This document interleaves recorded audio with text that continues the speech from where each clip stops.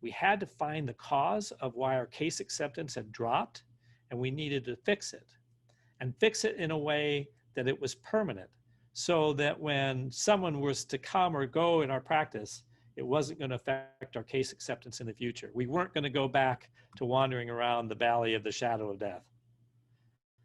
So my team and I got to work, and we spent weeks hammering at the problem. So we started looking at what are the things that compound, going back to the compound interest story. What are the things that compound? Well, we saw that hygiene exams, you know, very, very powerful. 70% of restorative dentistry comes out of recall hygiene. I didn't know that because I didn't know the numbers. And so we were digging into the numbers.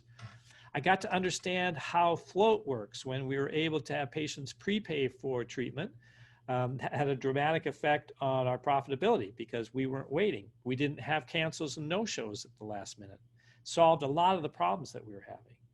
I got to understand unit range because I was producing more than almost more than the three other doctors combined.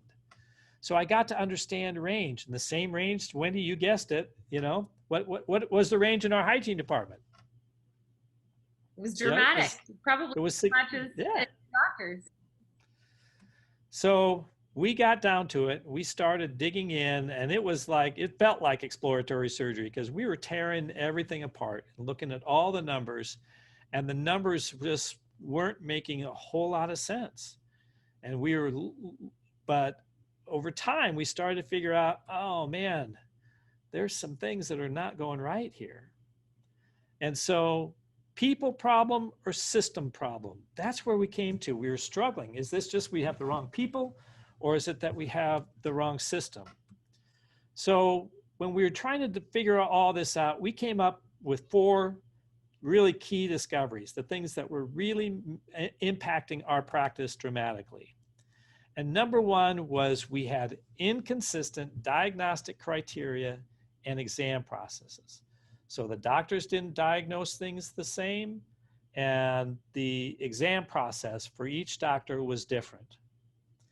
Now, we were running 10 columns of hygiene, and so we had 4 doctors. So think about that. If 4 doctors do it differently and all the hygienists do it differently, think of the number of combinations of those, right? And so because we weren't doing it all the same, we weren't diagnosing the same, we had a lot of uncertainty. Now, many doctors really don't understand that hygienists do not get much restorative training in hygiene school, do they, Wendy? No, in fact, hardly any at all. You know, I've always said that's a tremendous gap in our professional development, is the lack of preparation, you know, for discussing restorative dentistry. We have to figure it out on our own. And sometimes it can take us years before we feel like we're truly in sync with our doctors. And I can tell you that as a hygienist, the inconsistency in the diagnostic criteria and exam process is just as frustrating for us on the hygiene side as it is for you on the doctor leadership ownership side. So it's something that when we get it figured out, it is a huge place for opportunity in making progress. So in my practice, our hygienist couldn't talk to patients about treatment that might be necessary because they didn't know what doctor necessarily was going to do the exam, and so there was no consistent criteria. So the fact that between providers there was inconsistency was a problem. The next thing that we found, and this was a shock to me, I didn't really, I'm not proud to say this, but it's true. Each doctor themselves was inconsistent on diagnosis. So our diagnostic assertiveness, that means, you know, we see a picture, our diagnostic assertiveness is not consistent throughout the day, throughout the week, throughout your career. It's not, it changes.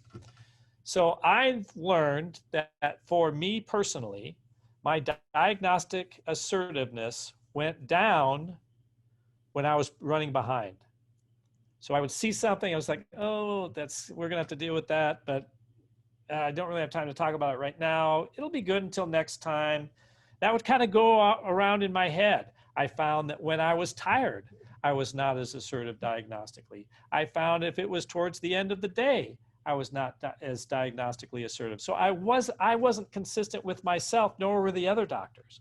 And when I describe this to a lot of doctors, they say, oh yeah, kind of, I can see that myself too. When I didn't feel well, I wasn't as diagnostically assertive. So my quality of care that I was diagnosing was different, not wildly different from minute to minute, for day to day. But when you look at my gyrations and the gyrations of the other doctors, it was just all over the place. The next thing that we learned was that our language to patients and to each other was drastically different.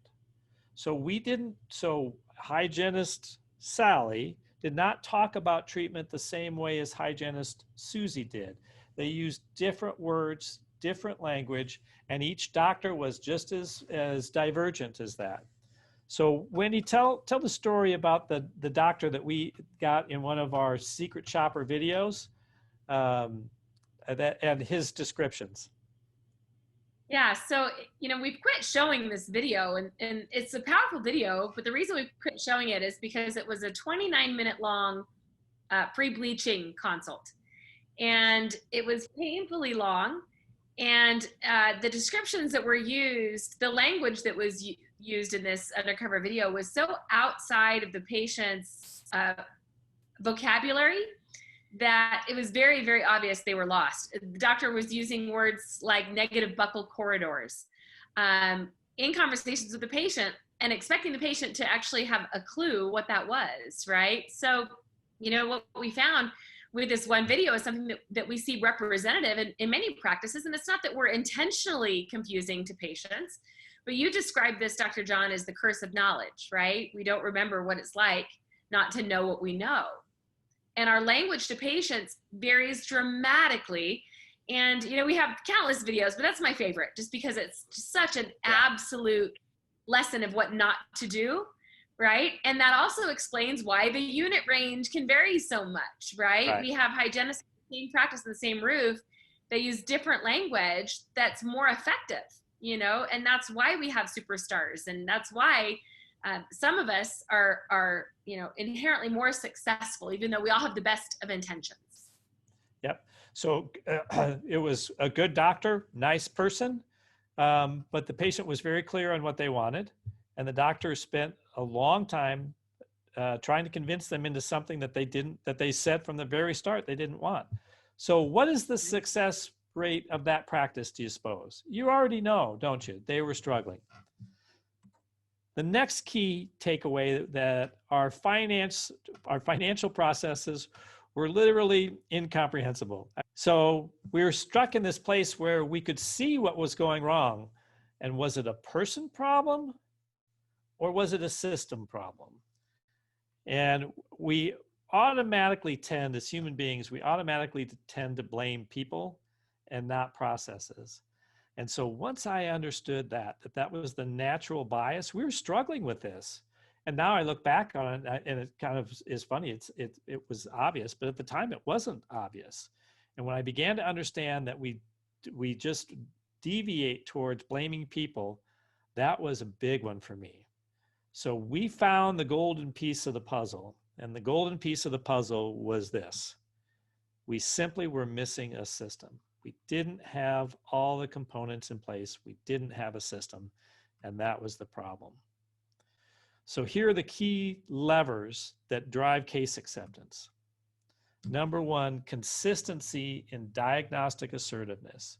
Everybody diagnosing the same way all the time. We'll talk a little bit later about how we get to that point so that we have the most consistency we can possibly get. The next is that our clinical communication was a problem, right? We didn't have a tribal language. We didn't have a way that we were all talking about treatment. We didn't have our assistants or hygienists talking about treatment that might be necessary because we didn't have the diagnosis assertiveness leveled out. We didn't have tribal language, so they just didn't do anything, which led to more inconsistency. The next is having great trust transfers or handoffs, because we didn't have that. The communication from the assistants and hygienists to the doctor and back were insufficient, and they led to a lot of confusion, and confused patients just do not buy. The other thing is we were not doing anything to create urgency with our patients. And the last, go ahead, Wendy.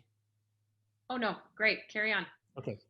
And the last one is our financial communication was extremely complicated and extremely hard to understand, and had patients saying, oh, I'll take this and this and this because insurance pays more for that, but this thing that insurance doesn't pay, I don't want that. You know, we were confusing the daylights out of them.